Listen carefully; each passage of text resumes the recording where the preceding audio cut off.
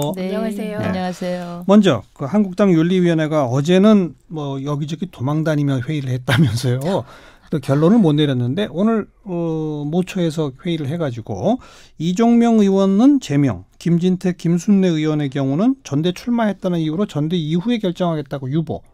자, 최민희 전 의원 어떻게 평가하세요? 그러니까 논란이 계속되는 결정이라서 오히려 여당 쪽에서는 긍정적으로 평가하지 않을까 싶습니다. 그러면 안 되지만 네. 일단은 저는 김순례 의원 같은 경우 깜짝 놀란 게 인지도가 올라갔다고 좋아하는 모습이 네. 공개되니까 이건 진짜 너무한다 이런 생각이 들거든요. 그리고 지금 김순례 의원하고 김진태 의원이 숨은 곳이 당원 당규잖아요. 당규상 그런 게 있다면서요? 예, 당대표나 최고위원회 출마하면 그 경선이 끝날 때까지 이제 당에서 뭐 징계할 수 없다 이런 게 그러니까 있다는 그 거잖아요. 전당대회 관련된 무슨 잘못이 없는 한 징계가 안 된답니다. 네, 그 부치기 그런 거잖아요. 예. 그래서 저는 자유한국당이 참 답답한 것이 저는 자유한국당 지도부가 2명에게 당대표 선거나 최고위원 출마하지 마라. 그리고 징계를 받아라. 이 정도의 결기를 보여주지 못한다면 이 상황은 상당히 오래 갈 테고 네. 마치 유럽의 나치를 공식적으로 공개적으로 찬양하는 정치인이 존재할 수 없듯이 우리나라에서 5.18은 그런 거라고 생각합니다. 97년에 이미 국민적 합의가 이루어진 광주 민주화 운동을 폭동이라고 하고 네. 뭐 유공자들을 뭐 괴물이라고 표현하고 이거는 용납받지 못할 것이고 또 광주가 있기 때문에 계속해서 논란이 될 거라고 생각합니다. 그러니까 이런 징계 결정은 자충수다라고 보신다. 진수희 전 의원. 저도 뭐 역시 한국당 이런 결정이 저로서는 도무지 납득이 안 가는데 말씀하신 대로 당헌당규 조항을 근거로 김진태, 김순례 이 두 분에 대해서 징계를 유보인지 나중에 유예하고 그냥 유야무야 지나갈 거냐 그건 모르겠는데 사실은 당헌당규 조항을 따지자면 왜 얼마 전에 기억하시겠지만 이 황교안 전 총리 전대 출마 자격 놓고 당원인 책임 당원이냐 아니냐 그걸로 그걸 놓고 이제 당헌당규에 이게 최소한 3개월은 당비를 냈어야 이게 자격이 주어진다. 그런데 이 당헌당규는 그냥 넘어간 거 아니에요. 되게 그냥 고무줄처럼 해석을 해가지고 그래놓고 이 건은 또 당헌당규 조항을 들어서 징계를 유예한다.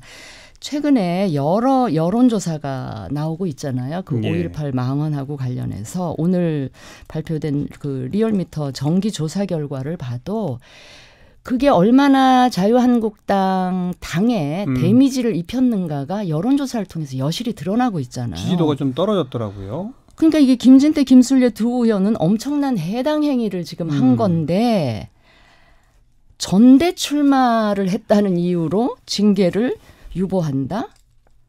아니 당에 위해를 가한 분들이 당 대표가 되고 최고위원이 되겠다고 나왔는데 그렇기 때문에 징계를 아니 이게 논리적으로 앞뒤가 안 맞는다. 앞뒤가 안 맞으니까 이걸 납득할 만한 국민들이 과연 얼마나 되실까? 그러면서 제가 아니 이게 지금 정당이잖아요.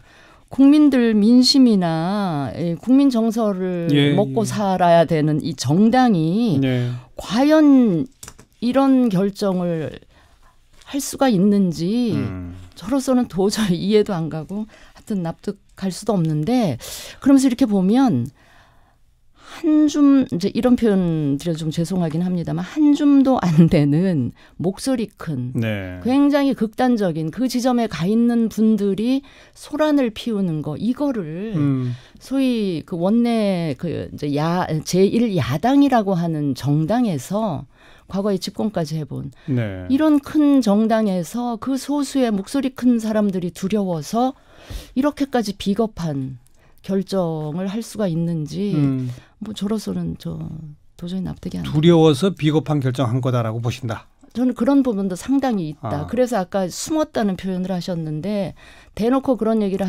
할 수가 없으니까 그냥 당헌당규를 핑계로 그런 결정을 하고 이제 민감한 결정은 이제 차기 지도부 새 지도부에 넘기겠다. 저는 그것도 알겠어요. 저는 답답하게 느꼈어요. 뭐 이 대목은 두 분 생각이 같네요. 네, 그리고 다른 측면도 있죠. 지지율이 올라가니까 사실은 자만하게 된 것이죠. 왜냐하면 이런 생각을 하고 있던 의원들이 지지율이 낮을 때는 숨어 있다가 지지율이 올라가니까 정말 용감하게 이런 발언을 하고 네. 지도부가 사실상 한동안 방치한 거 아닙니까? 예. 그 국회 차원에서 제명안 지금 올리지 않았습니까? 그거는 현실적으로는 어렵다고 보죠. 어떻게 보세요?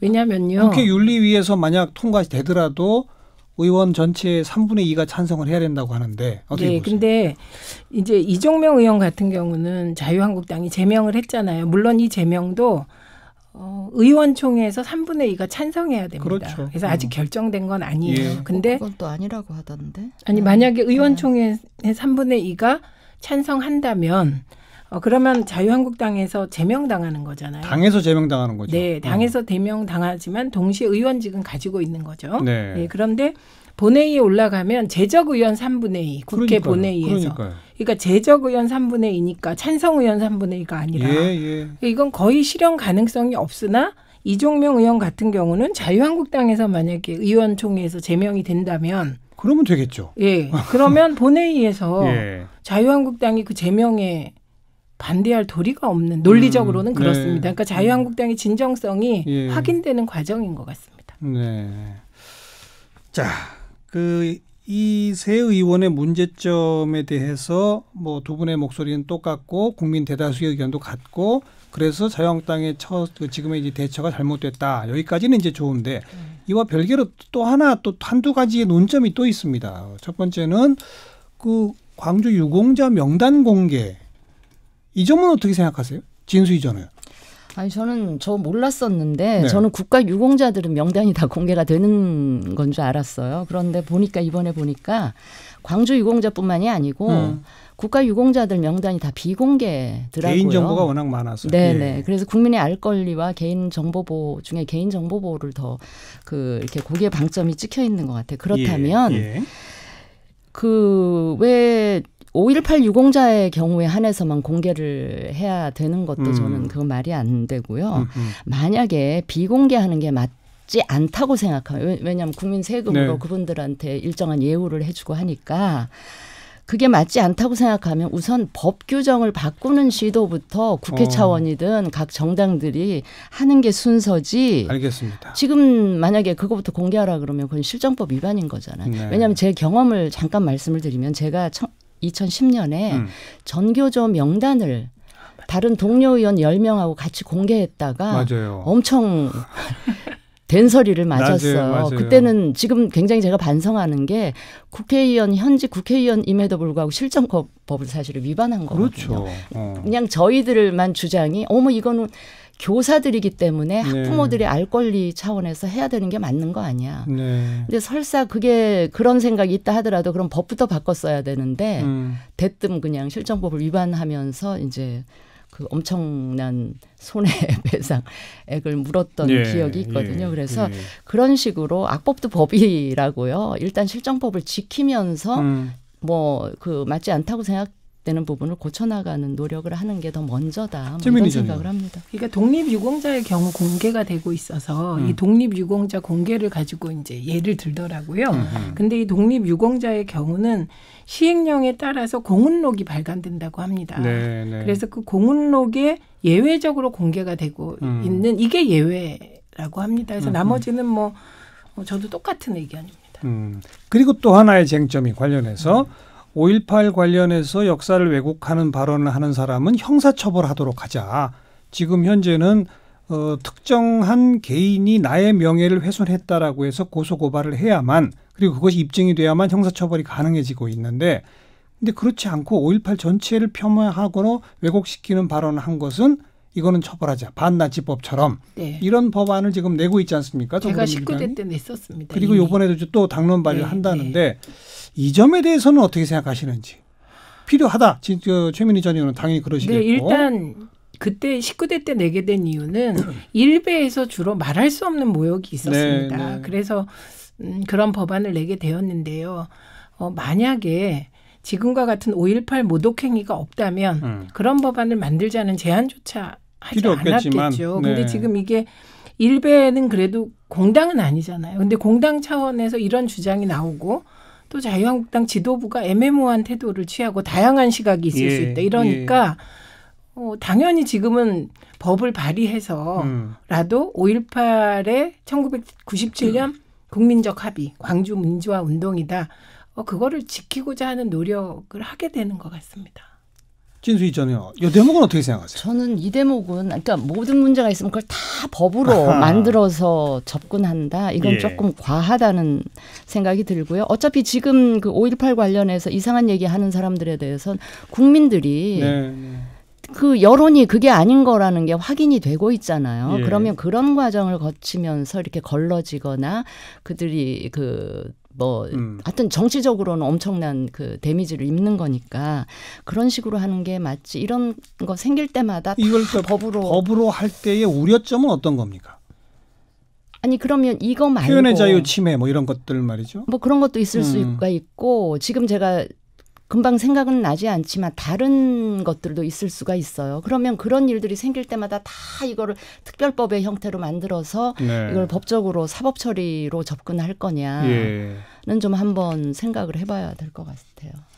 이런 의견이 있을 수 있다고 생각합니다. 근데 표현의 자유 부분은 이게 과연 5.18을 폭동으로 표현하는 게 표현의 자유 영역인지 이건 국민적 합의를 깨는 거기 때문에 표현의 자유 영역이라고 보기에는 좀 불인 것 같긴 합니다. 그리고 제가 오늘 한 가지 드린 게 그 5.18 관련한 법의 부칙에 북한군 개입 여부 뭐 좀 그런 게 들어가 있대요. 지금 이제 위원회 만들잖아요. 그 위원회의 조사 대상 가운데 하나가 북한군 개입 문제입니다. 그래서 그거 다시 빼자고 하는 개정안이 또 나와 있는 상태예요. 그걸 올렸더라. 그러면 그 부칙이 들어가 있는 법을 만들 당시에 지금 문제 삼고 있는 민주당 의원들도 그러면 그때 그 부분을 계속 주장해서 드러내거나 그렇게 했어야 되는데 그 부칙이 들어가는 거는 또 그 법안 처리되는 과정에서 통과를 위해서 어쩔 수 없이 그것도 있었고요. 또 하나는 통과를 위한 목적 하나가 있고 그다음에 당시에는 이종명 의원이 속기록을 보면 이거는 5.18에 북한군이 개입했기 때문에 조사하자는 게 아니라 그런 말을 주장을 하는 사람들이 많으니 사실이 아니라는 걸 밝히기 위해서 넣자 이렇게 얘기를 했더군요.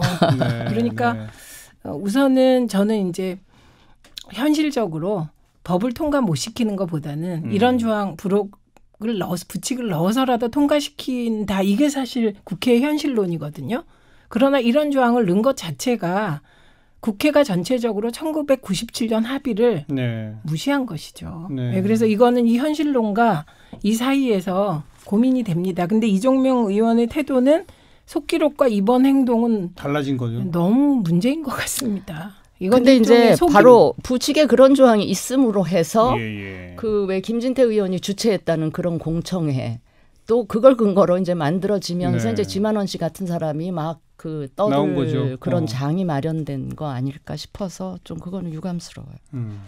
5.18 망언과 관련된 일파만파 여러 논란 가운데 지금 이제 두 분의 의견이 대부분 일치하는데 이런 역사 왜곡 발언을 형사처벌하는 법이 과연 필요할지에 대해서는 조금 결을 달리하시는 그런 의견을 들어봤고요.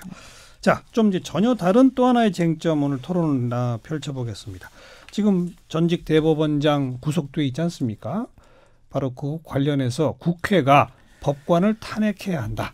오늘 정의당은 10명의 명단을 확정해서 발표했습니다. 더불어민주당은 다음 주 중 한 5, 6명 정도를 발표할 예정이라고 좀 되어 있어요. 이 점에 대해서 토론해 보도록 하겠습니다. 최민희 전 의원.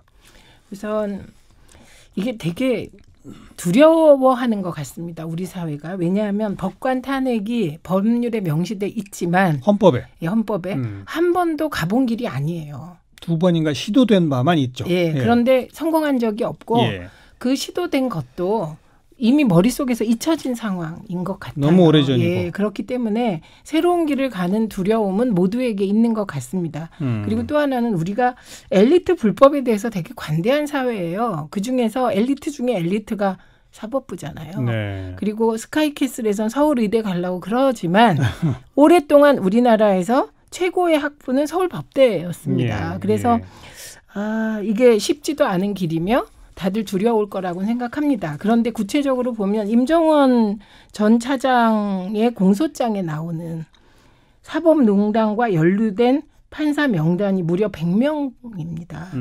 100명이 조금 넘는다고 하거든요. 예. 그런데 지금까지 대법원이 징계한 법관은 8명입니다. 근데 법관 징계 시효가 3년이에요. 맞아요. 예, 그러니까 이건 오늘의 이 사태를 초래한 건 현재 김명수 대법원 체제라는 거죠. 네. 그리고 뿐만 아니라 지금 이 사법부의 판결을 국민들이 믿겠습니까? 끼리끼리 국회하고 짬짬이 해서 재판거리에서 봐줄 사람 봐주고 안 봐줄 사람 안 봐주고 그래서 이미 신뢰가 깨진 상태고 또 김경수 지사의 2심 판사가 또 사법농단 관련된 판사에게 배당이 됐다니 벌써부터 시끌시끌합니다. 그러니까 이런 상황을 빨리 종식시키는 건 사법부가 나서서 징계할 사람을 징계해야 되는데 그걸 안 하고 있으니 이거를 못하다 보니 이게 헌법에 법관 탄핵이 명시돼 있으니 이렇게라도 해서 입법부가 사법부를 견제해보자 이렇게 나오는 것이죠. 네. 그래서 이 법관 탄핵을 할 수 있죠. 그리고 국회에서 논의를 해가면 될 것 같습니다. 반대할 당은 반대하고. 진수이전요. 어떻게 보세요? 저는 일단 결론부터 말씀드리면 법관 탄핵은 과하다. 왜냐하면 이미 대법원장, 법원행정처장 또 대법관이 구속되어 있는 상태에서 일단 기소도 됐고 지금 이제 재판이 시작되는 시점이잖아요. 법원행정처 차장이 구속돼 있죠. 처장 출신은 구속까지는 안 됐고. 예. 그러면 이 공소장이 뭐 거의 책 한 권의 그 분량이라 그러던데 공소장에 지금 이 그분들 연루 사실이 다 포함돼 있을 거라고 저는 봐요. 제가 공소장 내용을 다 들여다보지는 않았지만 그러면 결국은 이 사법 처리되는 과정에서 결국 이 관련된 판사들은 지금 정의당이 10명 몰라요. 그것도 10명이라 그랬다가 또 나머지 13명 중에서도 추가로 또 검토를 하겠다 이러니까 몇 명이 될지도 이게 사실 고무줄처럼 뭐 왔다 갔다 하고 또 민주당 대여섯 명 그러는데 그게 뭐 10명이 될지 그건 모르겠어요. 그런데 어쨌든 그 사법 처리 과정에 있기 때문에 결국은 나중에 결론에 도달하게 되면 탄핵되는 효과가 있을 텐데 거기다 더해서 탄핵을 추진하는 게 저는 과하다는 생각이 들고요. 이거 조금 다른 얘기지만 저는 지금 국회 차원에서 탄핵을 한다는 거 아니에요. 그렇죠. 요즘 보세요. 누가 누구를 탄핵한단 말인가 이런 자조적인 얘기가 나올 정도로 자고 나면 보도되는 이 국회의원들의 스캔들. 아니 하루가 멀다 하고 그 국회의원들 이런저런 부적절한 일들을 보면서 아니 저 사람들이 과연 다른 사람들을 탄핵할 자격이나 있나? 국민이 동의 안 해줄 거다? 아니 저는 그런 생각이 들어요. 국민이 동의해 줄지 안 해줄지 그건 모르겠으나 다른 데도 아니고 국회에서 이 사람들을 탄핵한다는 게 제가 좀 화가 나고요. 이런 정도 법관 탄핵하려면 최소한 국회가 국민들의 신뢰는 어느 정도는 얻은 다음에 뭐 이런 얘기를 하면 저도 이제 제가 현역에 있질 않고 이제 국민의 입장에서 보면 좀 그런 생각이 들어요. 어떠세요? 국회 불신이 심하다. 동의합니다. 그러면 국회는 아무것도 하지 말아야 돼요. 지금. 이 정도의 불신 상황에서 국회의원은 우선 월급도 받아야 되지만 월급도 안 받아야 되고 아무것도 하면 안 됩니다. 적어도 탄핵 이런 거는 하지 말라. 그 정도로 자격이 없다는 불신이 얘기예요. 깊다. 그러니까 그 일반적으로는 맞는 말씀인데 국회가 그렇다고 아무 일도 안 할 수도 없습니다. 그리고 지금 법관 탄핵을 너네 자격이 없으니까 하지 마라. 못한다. 지금 사법 처리 과정에 있기 때문에. 아니 근데요. 이제 이게 박근혜 전 대통령 탄핵 때 보면 행상 책임이라는 단어로 한때 추미애 대표 되게 곤욕을 치렀는데 그게 기자의 무지였다는 게 드러났잖아요. 마찬가지로 사법부에 있는 임종헌 전 차장의 공소장에 등장하는 100명이 그중에 아주 극히 일부는 사법 처리가 될지도 모릅니다. 그러면 나머지는 어떻게 할 거냐 이런 문제가 있잖아요. 그럼 그 100여 명 중에 적극 핵심 코어가 있을 테고 진짜 어쩔 수 없이 판사 자리를 지키려고 한 사람도 있을 거 아닙니까? 그러면 이 100명이나 되는 사람이 다 사법 처리되냐? 그럴 수가 없기 때문에 경중을 가려서 탄핵하자는 얘기가 나오는 거기 때문에 이거는 국회가 개별적으로 문제가 있고 국회 신뢰도가 떨어진 것과는 별개로 또 다른 정의를 세우기 위해서 진행해야 되는 과정 같습니다. 이건 뭐 제가 진수희 전 의원의 발언에 대해서 반대를 한다는 뜻이 아니고 청취자분들을 위해 그냥 사실관계 하나만 정리해드리는 건데 지금 사법처리 절차에 이미 들어가 있는 법관들은 다 전직 법관들입니다. 네. 현직 법관은 없단 말이죠. 그러니까 국회는 현직 법관을 탄핵하겠다는 것이고 그거는 좀 제가 사실관계만 바로잡아 드리고요. 저는 그럼에도 불구하고 국회를 향해서 너나 잘하세요라는 얘기를 드리고 싶을 정도로 모르겠어요. 최근에 들어서 유난히 그러는지 유난히 하여튼 여야를 막론하고 민주당 한국당을 막론하고 계속 이런 일들이 네. 쏟아져 제가 누구누구 이름을 거명하지는 않겠지만 뭐 벌써 어제 그제만 해도 여야 간에 한 명씩 진짜 좀 그 부끄러운 일들이 일어나잖아요. 그런 사람들이 법관 탄핵하겠다고 본회의장에서 투표한다? 아유 저는 알겠습니다. 좀 용납하기 힘들어요. 네, 사법농단 법관 탄핵에 대해서는 좀 엇갈리는 시각 들어봤고요. 아마 정의당이 명장 확정했고 더불어민주당이 다음 주 중에 대여 선명 내더라도 국회에서는 격론이 벌어질 것으로 예상이 되는군요. 오늘 정치 좀 아는 누나들 여기까지입니다. 최민희 전 의원, 진수희 전 의원 두 분 수고하셨어요. 네, 감사합니다.